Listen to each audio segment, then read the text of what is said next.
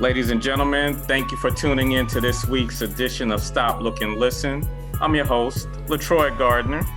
This week, we got a brother that is doing it all, spreading a lot of information about Black history, doing it in a unique way, using a board game.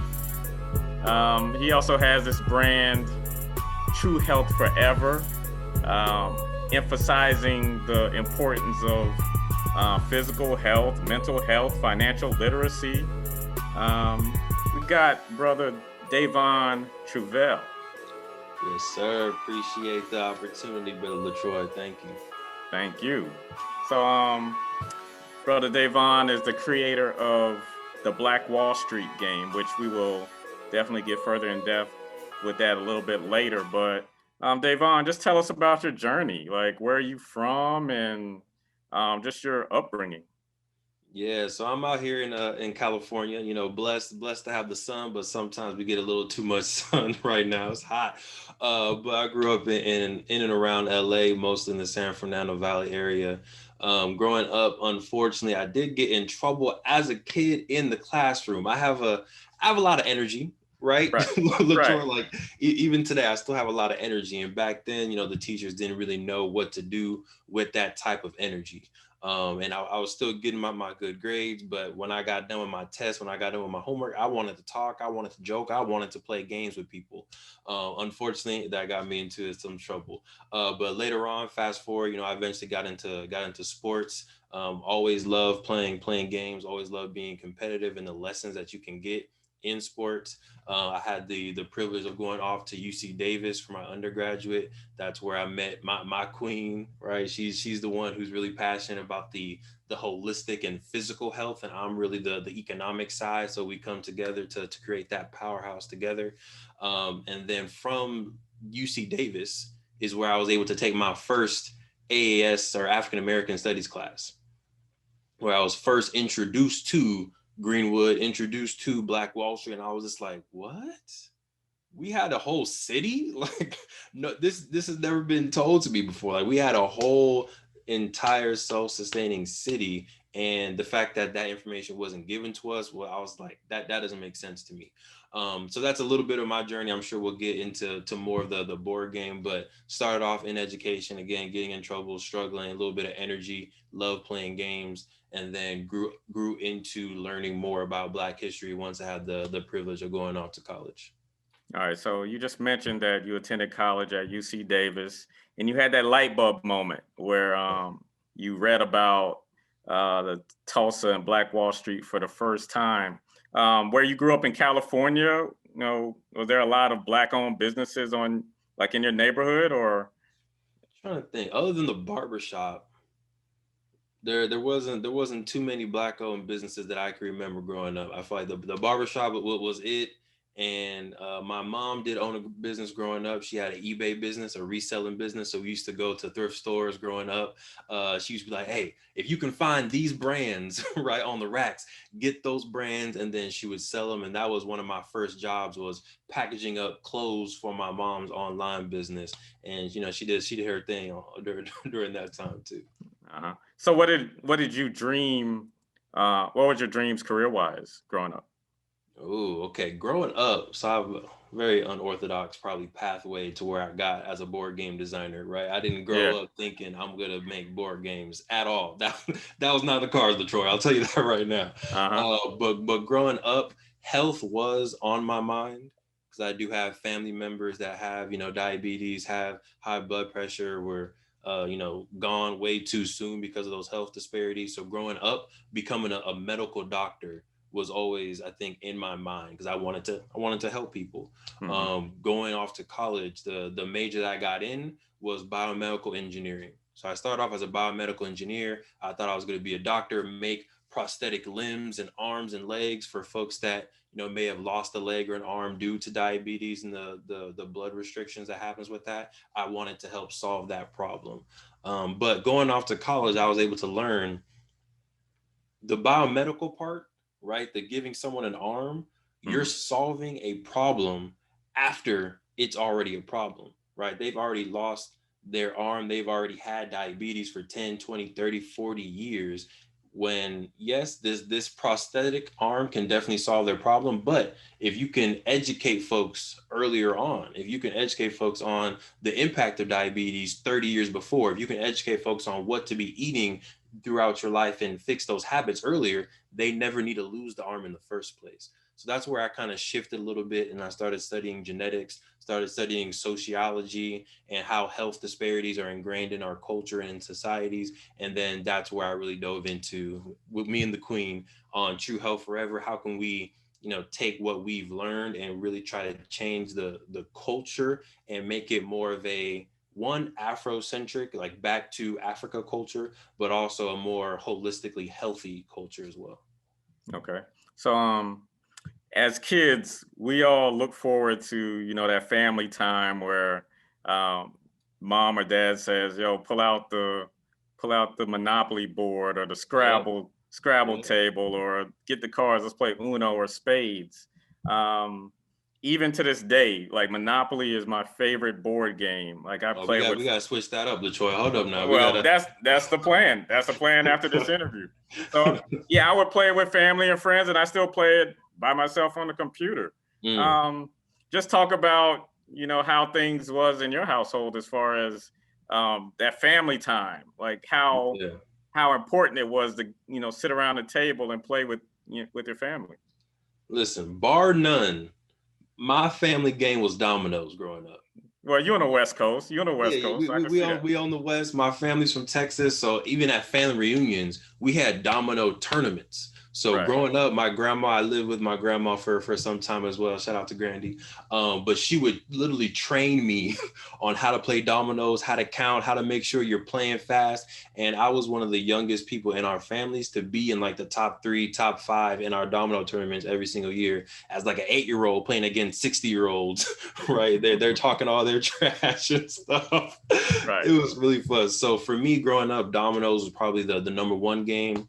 My dad was into poker and blackjack, so he used to always have his friends come over for poker nights, and I would be there as a kid, just like looking around, seeing how to play, seeing the strategy, seeing how to have your poker face and all that good stuff. And last but not least, I'm a nerd, I claim that. And growing up, me and my cousins used to always play Pokemon, right? We used to have our Beyblades on road trips when we would drive out. We drove from Cali to Alabama for one of our road trips, and me and my What part? cousin, What part what of part of Alabama? we were in Mobile. Mobile. Okay. Yeah. So we drove from Cali all the way to Alabama. It was like a 3-4 day trip with my grandparents. And me and my cousin, the whole time, we're on our Game Boys playing our Pokemon. We had our little Link and our Game Shark. It was fun. So games, I love games. And I feel like games have always been something that helped the family come together, cross generations, right? Whether it's just me and my cousin, me and my grandma, me and my great uncles. Like I feel like games are always something that has brought my family together and is always interesting and fun for sure. So melding uh, various passions together, your love for board games, your love for history, led to the creation of the Black Wall Street board game. Just talk about how that idea just came to fruition when you was Yeah, like, oh wow, there's a community in Tulsa, Oklahoma, with a cluster of black-owned businesses that yeah. was tragically snatched away from us. How can I make sure that that information is filtered out to our people, and Mm, the idea of a board game coming about? got you. So the crazy thing is, I feel like we all have like these experiences and this information, but it takes that spark for us to take that information and do something with it. Hmm. Right. So for me, I learned about Tulsa Black Wall Street in 2011. Right. That's when I learned about the history of it. We didn't make the game. I didn't get the spark until 2017. Right. Right. So I became an educator, and I was working this summer camp called Village Nation by Fluke and Fluke Fluker. They take kids from LA, the Inland Empire, the San Fernando Valley, where I'm from, and they bring them up to Big Bear for like a week long camp. In this camp, every camper and counselor needs to come up with their camper name, right? So LaTroy, you can think about what your camper name might be. But the point of it is you want to remove yourself from any potential trauma you have from your family, from your neighborhood. Sometimes names are just kind of put on us and people give us nicknames growing up and we didn't choose that nickname, right? So you're able to go to this camp and choose, you can be King, Iron Man, Batman, Black Panther, whatever you want to be called. My name I chose was Black Wall Street, right? So I chose that name, and all the students, right, the counselors, the students, middle school and high school, they were all like, what's Black Wall Street? What does that even mean? Is that the stock market, but for Black people? Like, what's the history behind it? And I was telling them the history, but they still weren't getting it as good as I would have hoped they would have gotten it. So leaving this camp, I called the Queen and I was like, hey, Queen, like, what do you think about how can we teach people how to, one, build wealth, but two, teach them the story of Tulsa's Black Wall Street? And we came up with, like, you know what, let's do a game. And then she was like, I feel like that's too easy. I feel like a game is probably already out there. Black Wall Street, the board game, that's way too easy.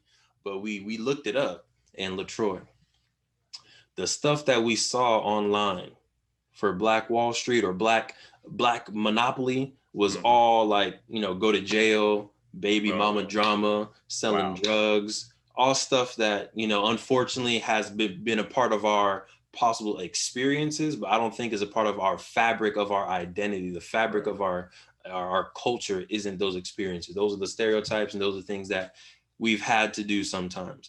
Now, that gave us the additional spark, like, okay, no.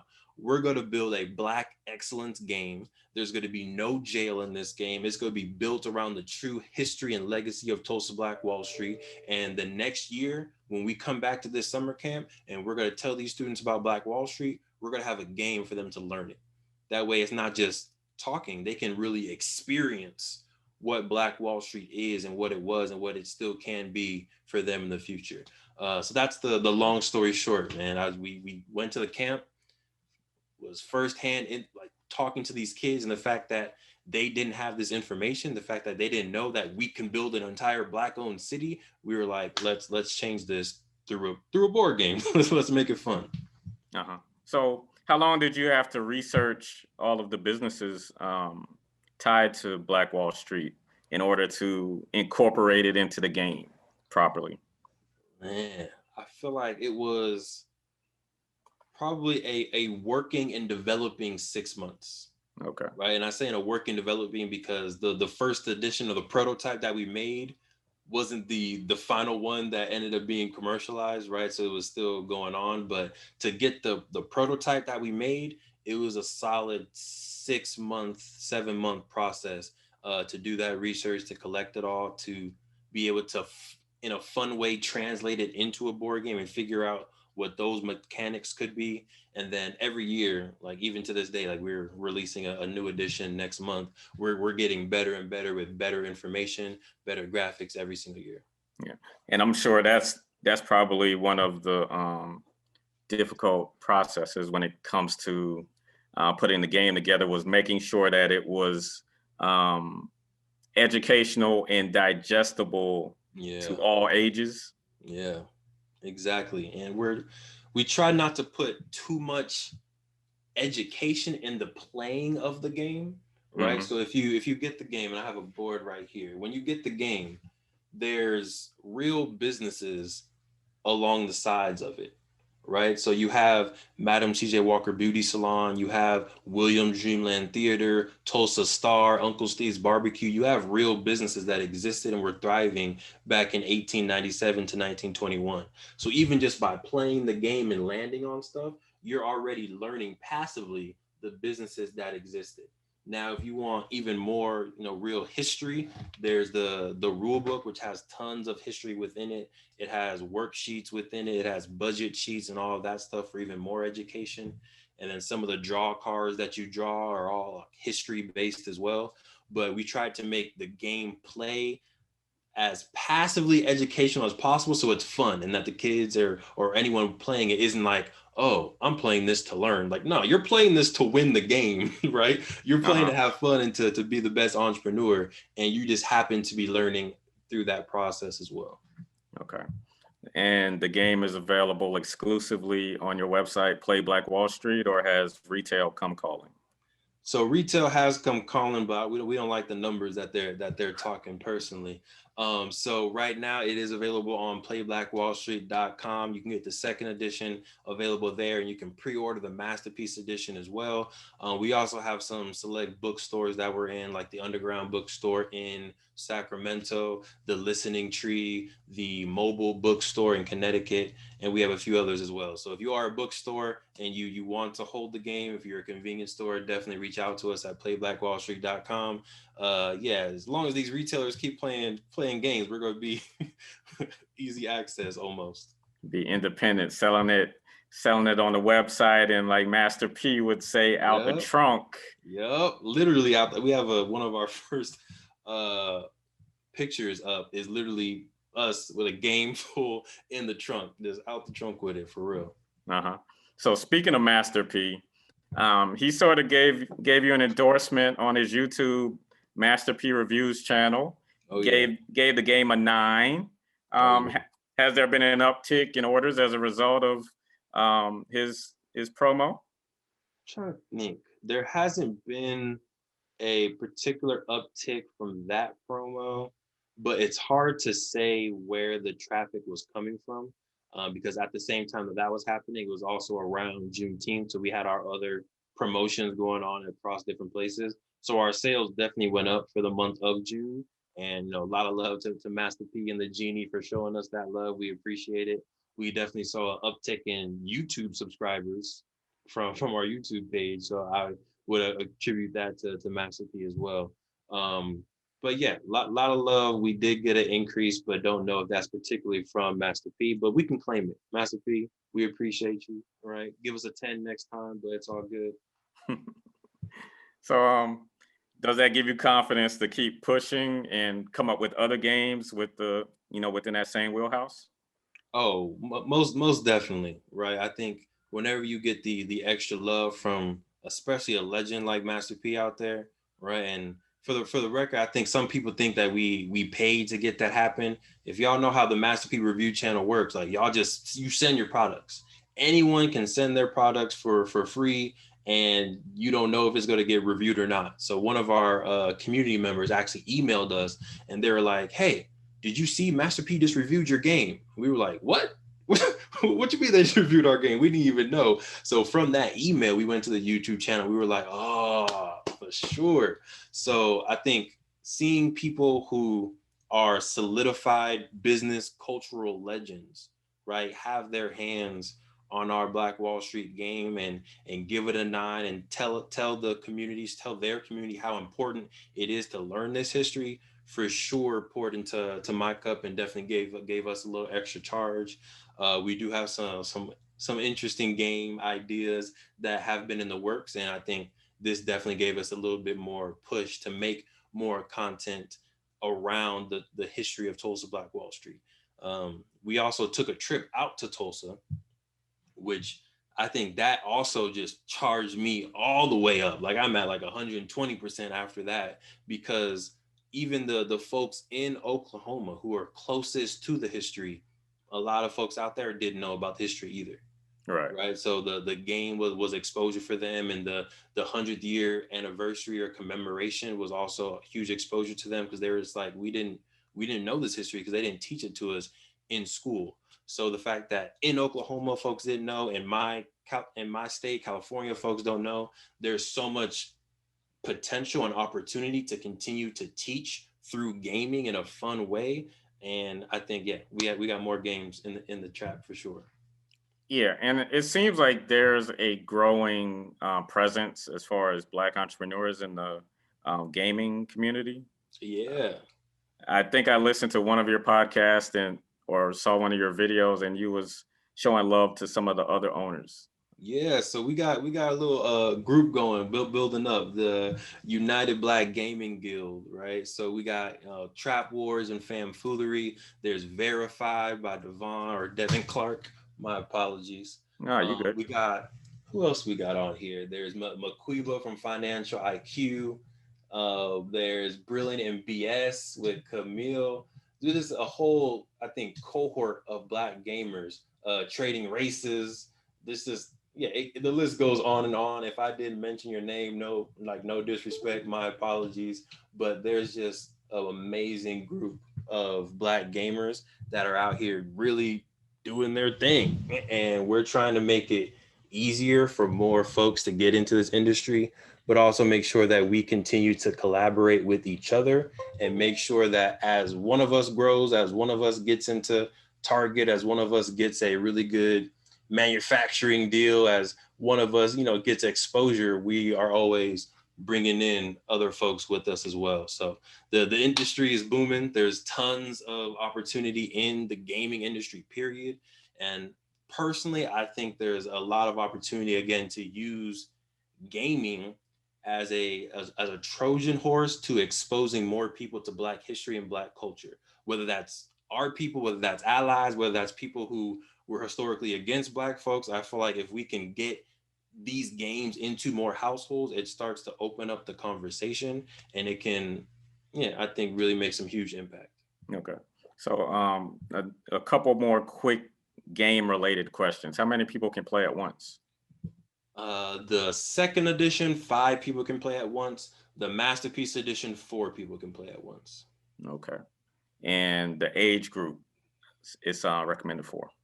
Age group is 8 and up. If you want folks to be able to, play independently, have their strategies, and kind of get that all for themselves. We've had, 4-year-olds play, 5-year-olds play with maybe an older cousin or with a parent. That's fine too, because they could still get some of those lessons.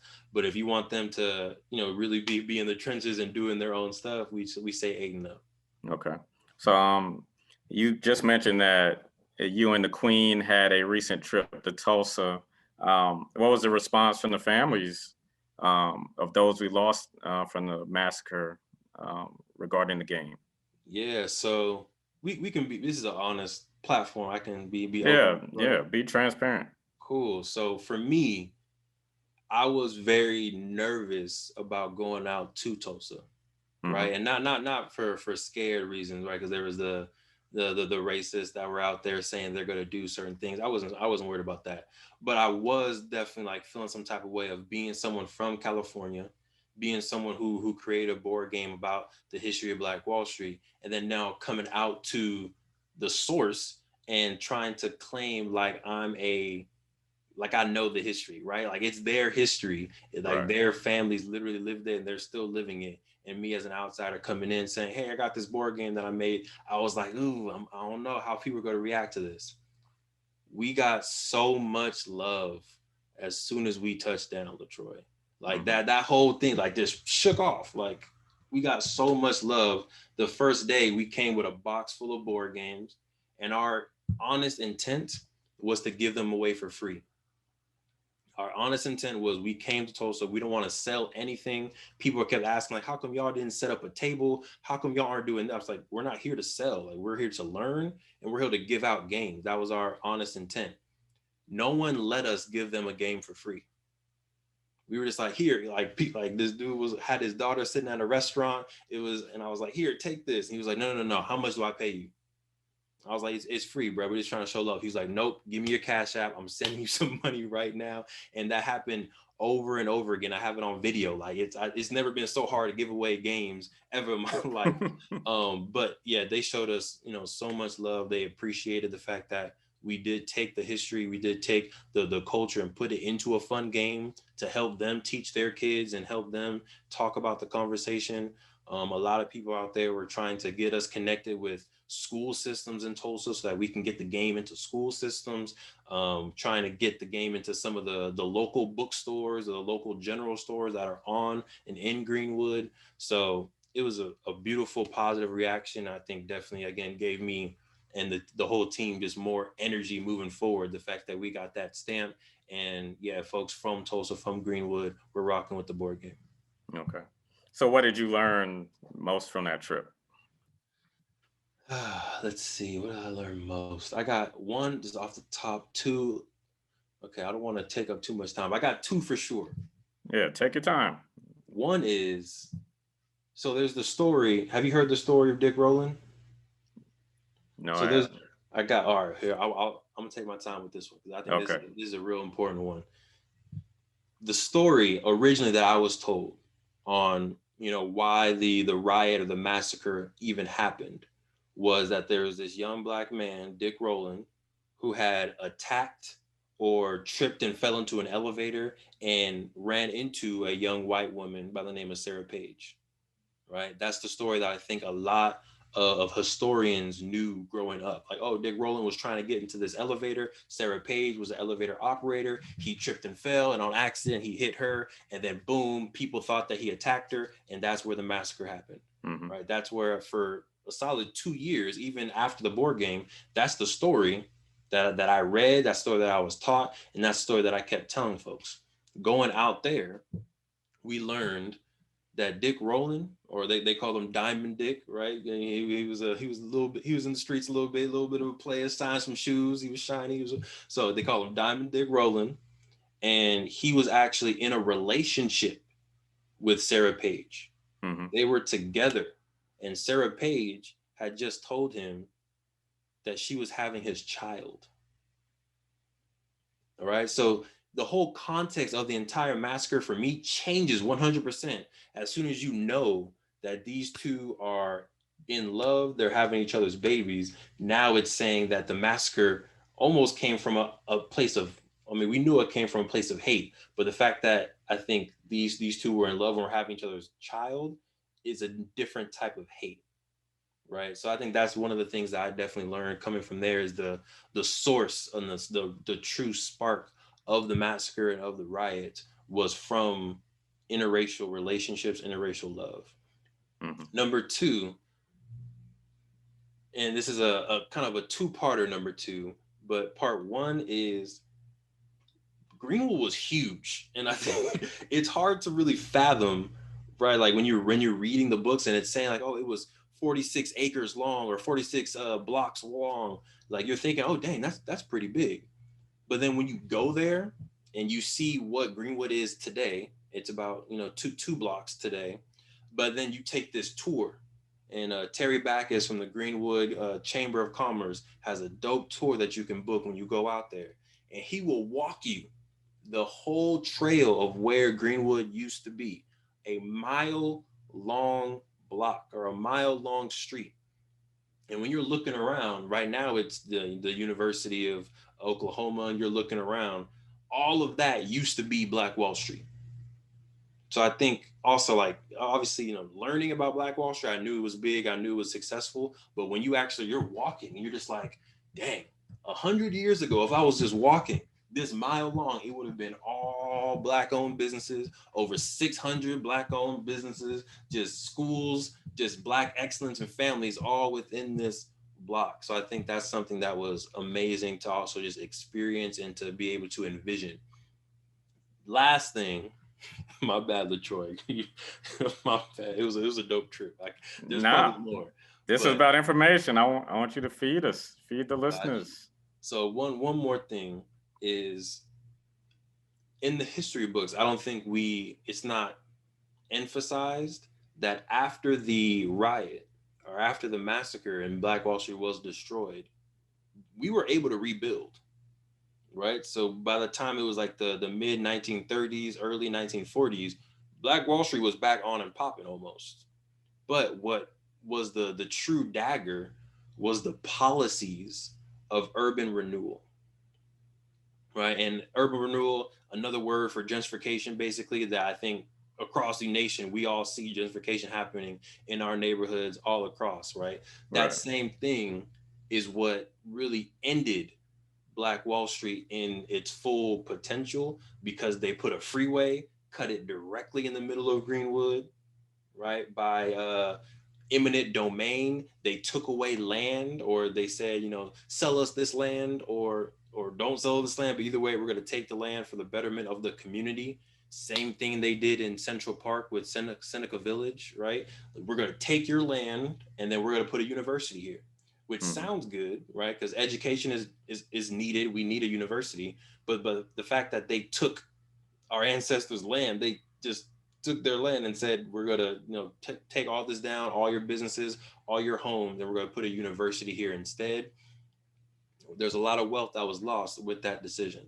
And to this day, it's hard to rebuild and almost impossible to reclaim that land because it now belongs to a functioning and operating university. So I just think there's so many layers to learn from the history of Tulsa Black Wall Street, both the layers on how it was originally able to build, right? The community, the collaboration, the fact that we're going to build this together, that part, how it was systematically destroyed physically, and then also how it was systematically destroyed through policies later on. And I think if, as we look toward the future of building new Black Wall Streets across the nation, we need to keep these systematic weapons into consideration as we're building so that we can protect ourselves kind of beforehand.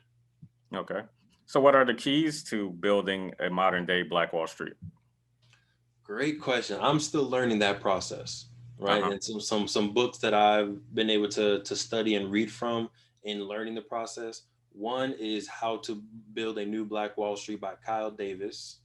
That is a really good book that breaks down the corporate structure and how you can use the corporate structure to rebuild. And particularly what I'm taking from that is, so we're gonna take a turn here. You want this, LaTroy? We're gonna take a turn. Right I'm now. Ready. I'm ready for it all. I'm prepared. Right. Let's go. Let's go. So, socialism versus capitalism. To you, what is the main difference between a socialist society and a capitalist society? I feel like capitalism, it's almost like a survival of the fittest mentality.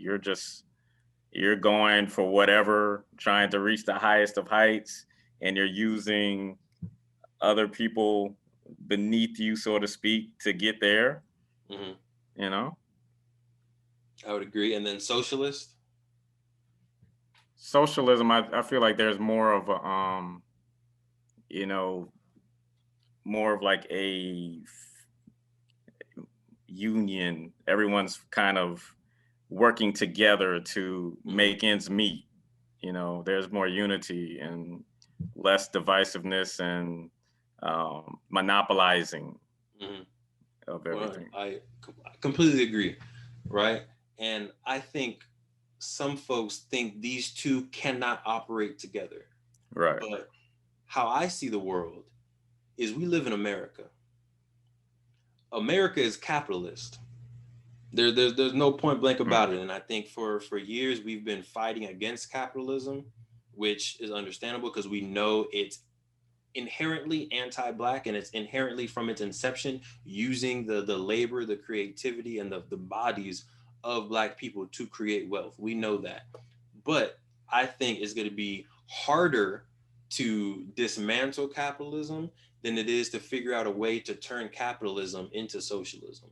And I say that by saying Facebook, if you work for Facebook, you have housing, right? Because Facebook literally builds condos, they build apartments, and people that work there can live in their housing. If you work for Facebook, you get food. If you work for Microsoft, you get food, right? If you work for these corporations, you have healthcare. You have a retirement plan. You have all of the basic needs are covered if you work for this corporation. What Black corporate structures are doing that? And I know there are some, like you work for Black Enterprise. I'm sure they may have stuff like that. But instead of completely fighting capitalism, what I think we can do, especially reading the book on How to Build a New Black Wall Street by Kyle Davis, is use the corporate structure as a way to unify Black intelligence, to unify our efforts, and then be able to give basic needs to our people, right? If there's a one Black corporation for grocery stores all across, right? Let's take the Ralph's model, or even Vallarta, right? Vallarta's on and popping, at least out here in California for the Latino community. But if you take Ralph's, you take Amazon Fresh, whatever it is, you make that a Black-owned grocery store, and every single Black city across the nation has that corporation. And then on top of that grocery store is housing. Everyone who works in that grocery store would get free housing, right? And then everyone who lives in that community would also be able to live in that housing structure as well. So that's how you take capitalism and you make it into a socialist type of thing by giving basic needs to the employees and even the community who are able to invest. So that's one part of it, in my opinion.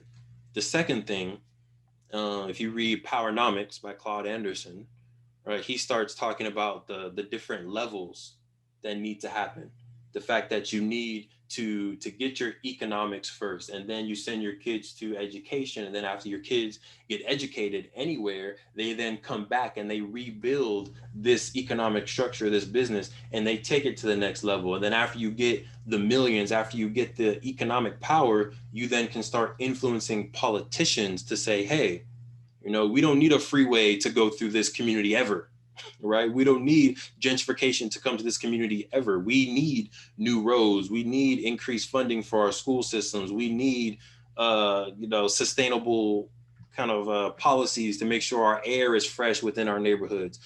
If you get the money, you then can start influencing the policy, which influences the lifestyle around our communities.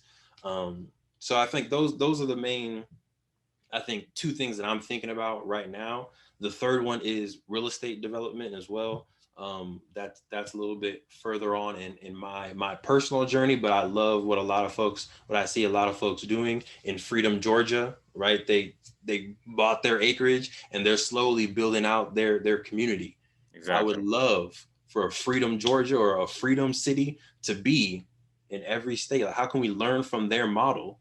Right, what they did with those, what was it, 8 families?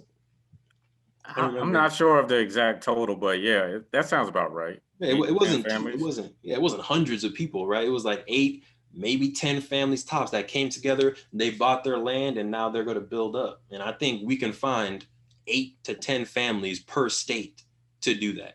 Mm-hmm. So yeah, step one, I think, is thinking about how to use the corporate structure a little bit better for what we want to do, and not always see capitalism as the enemy, but see it as the tool of purpose in America. And how can we best use that tool of purpose to fulfill our purpose? Number 2 is knowing the stages of powernomics and really understanding that there are stages to power and influence. And as we gain economic power, we can then gain political power, which we can then use to shape policies that impact our lives. And then number 3 is buying the dirt, buying the land, and being able to develop those lands across the nation. Okay. So let's transition into Black Studies snacks now. Oh, let's do it. Yeah. So in light of my employer, UNC Chapel Hill's decision at the time not to grant Nicole Hannah Jones, the author of the 1619 Project, tenure, which as of today, they've reversed course. It's imperative that we create our own curriculum for the history to be taught at home. Oh, yeah. Just talk about your contribution to that. Oh, yeah. So, our small drop in the bucket, right? There's so much amazing Black history and Black studies to be learned out there. And what we started was Black Study Snacks, is just really bite-sized nuggets to be able to learn and digest Black history while you're on social media, while you're on YouTube, little 5-minute clips to be able to get that knowledge. So we started off with, I think, doing Black Wall Street information. It was the other Black Wall Streets that are out there, right? So again, there's Seneca Village, there's Seneca Village in New York, Rosewood, Florida, Bronzeville in Chicago, and the list goes on. And people don't know about them, so we did a nice little snacks about the various Black Wall Streets. Yeah, there's one in my backyard here in Durham, North Carolina as well. Yeah, Durham was popping. So I feel like the fact that maybe not most, but there are a lot of states that had at some point a Black Wall Street, right? So how can we uncover the history and teach folks about it? Because I think there's a lot of motivation and inspiration in knowing that history, and knowing that there were entrepreneurs in a city or a town of successful Black people helps, I think, recreate it coming up soon.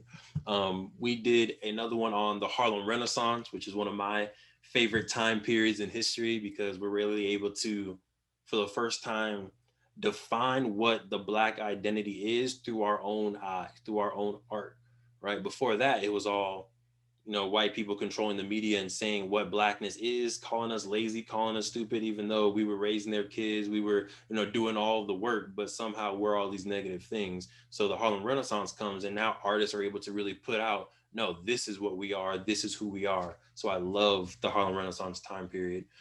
We did one on Mansa Musa, and the still to this day the wealthiest man, the richest man to ever walk this planet, worth over $400 billion, right? So again, we just love covering different things in Black Study Snacks, to be able to just do our small part in exposing people to Black excellence, exposing people to history that we think if they know, it will inspire something in them as well.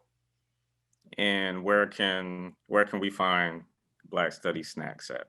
Yeah, so Black Study Snacks is on our YouTube channel. You can go to PlayBlackWallSt on YouTube, and they're free there. If you want more education, maybe you're a homeschooling parent and you want like actual curriculum and study guides, you can also go to IMI, the letters IMI Foundation.com. That's the Institute of Melanated Innovation Foundation.com. And we also have the courses there with study guides and a more of a structural learning environment as well.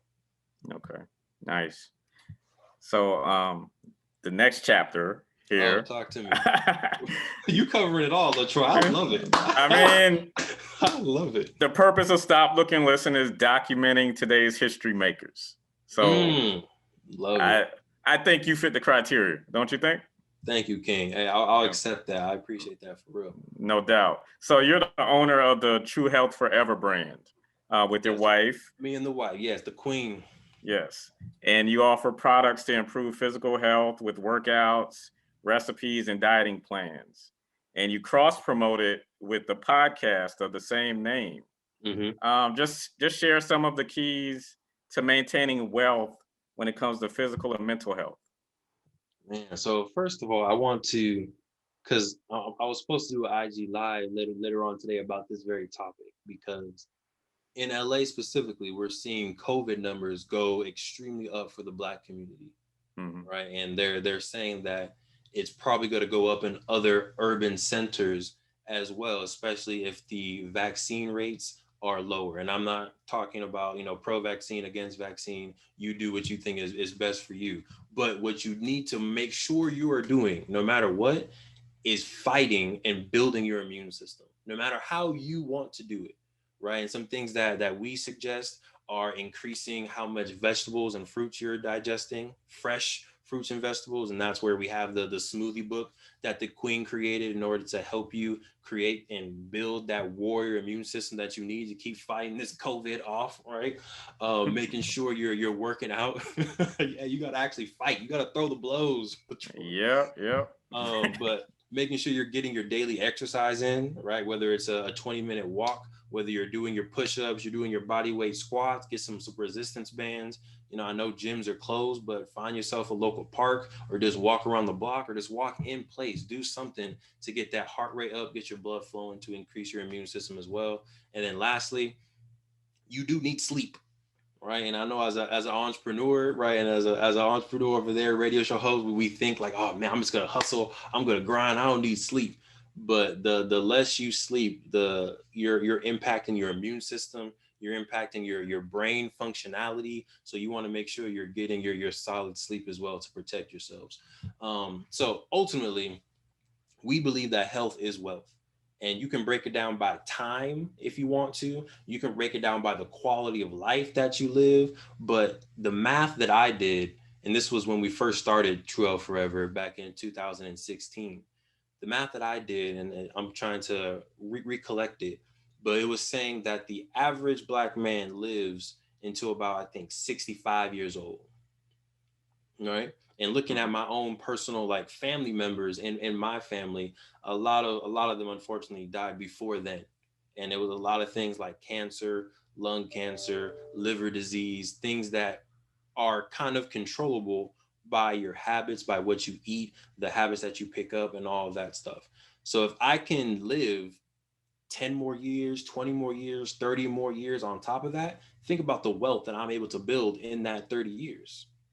right? If you're dying early, you're not building the wealth that you could do, or you're not experiencing your great grandchildren. You're not experiencing your grandchildren. You can't walk your children or your great grandchildren down the aisle, and that's another form of wealth, right? Living life and experiences and having those memories is another form of wealth that I want, that my queen wants, and she makes sure I'm eating certain things because she wants me around as long as possible, as long as I don't annoy her too much. And we're just out here trying to make sure we live our best life. So that's what Truvel Forever is. We have tips on building a business with your loved ones.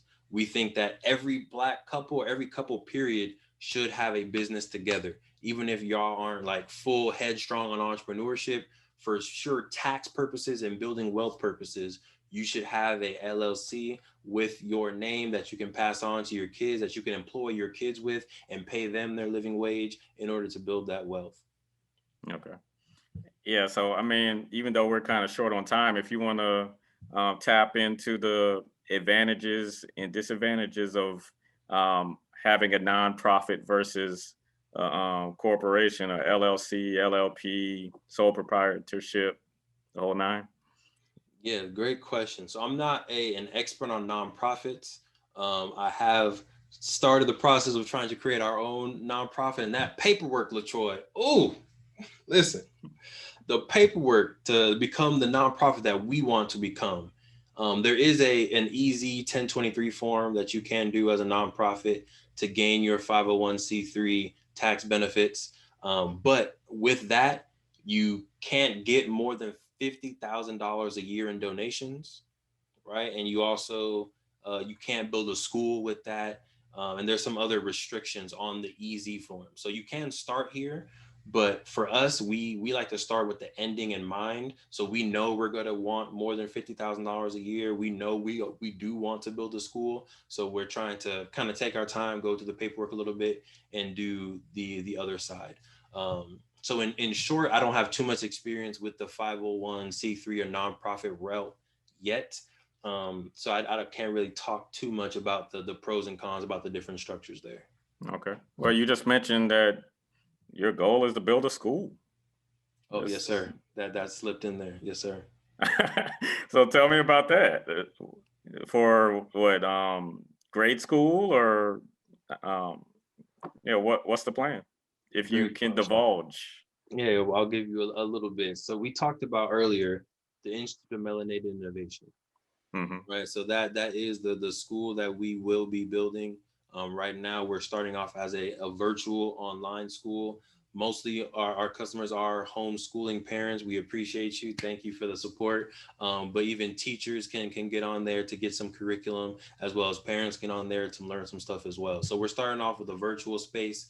We will then transition into having a physical space that will be kind of similar to a Boys and Girls Club and a YMCA type of feel, to where you can get your membership, and after school, after middle school, after elementary school, after high school, you would come to this safe space to get additional resources, to learn about entrepreneurship, to learn additional Black studies courses that can supplement or sometimes replace what you're learning in K through 12. And then also make sure that our folks have a safe space after school.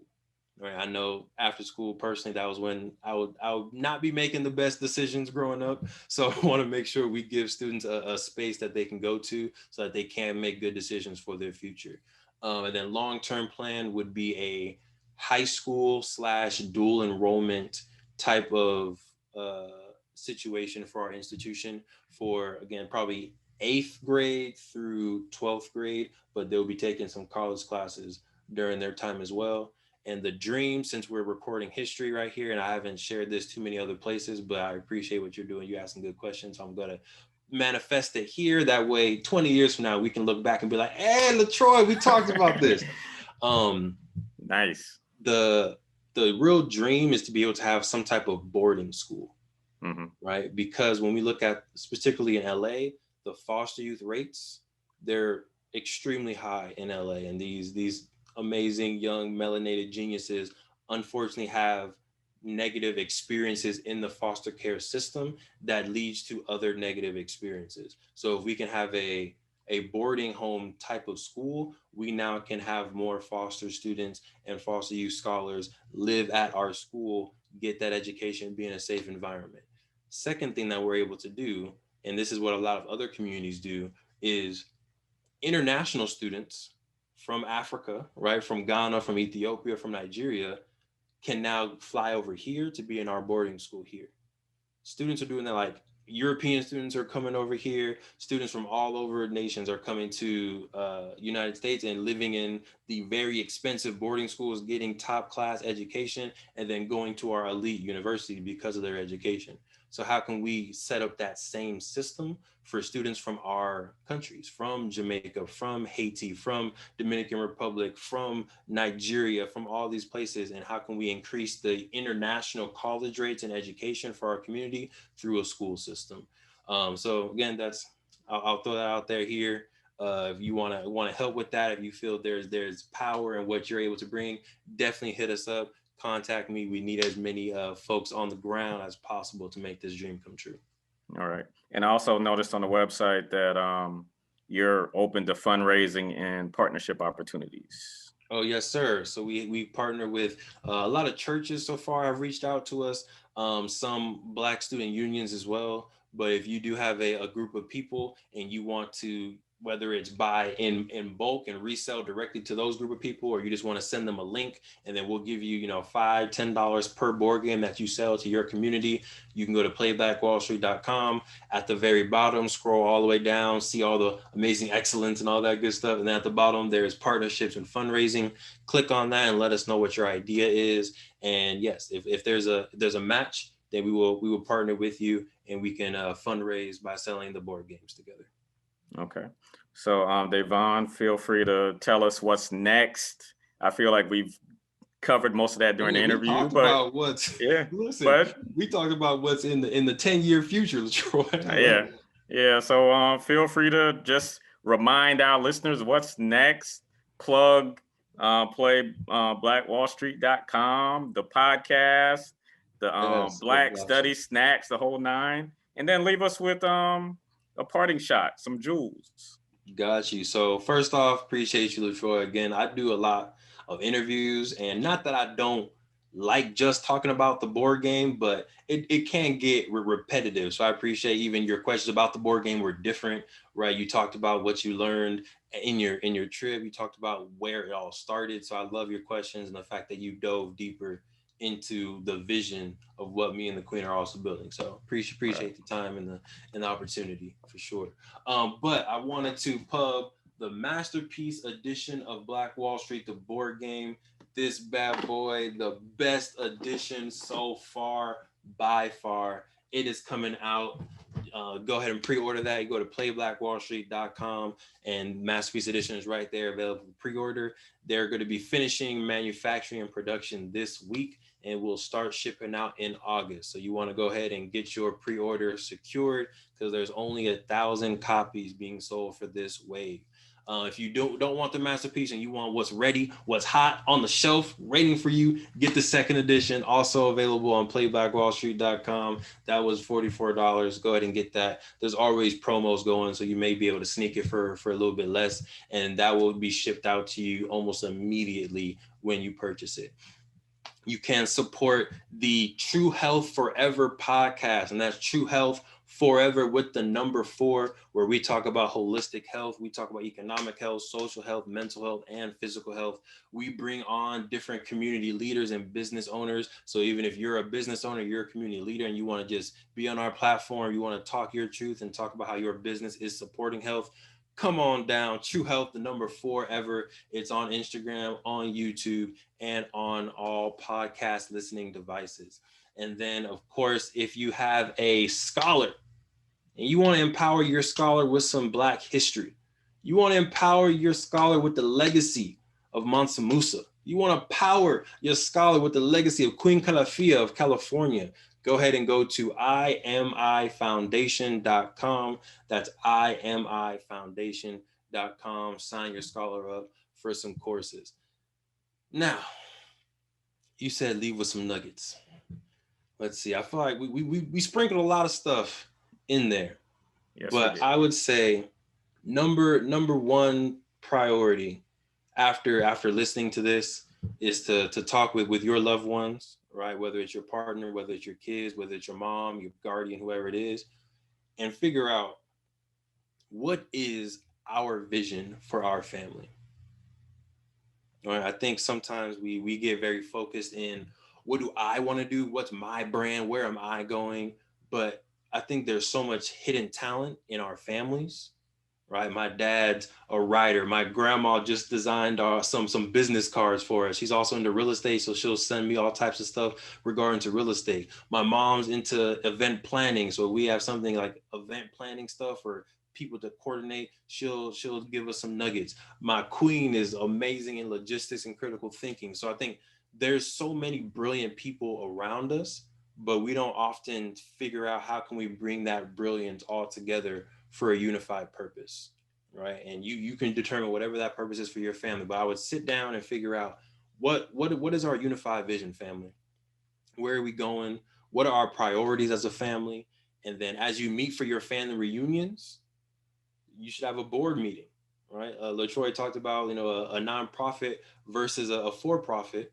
You can go either way. Our family, we're leaning towards creating a nonprofit for our family so that every year we have our family reunions, the nonprofit pays for it. Every year we can all pay into the nonprofit. It's tax deductible for our family. And then we can now have Walker scholarships paid out of our family nonprofit.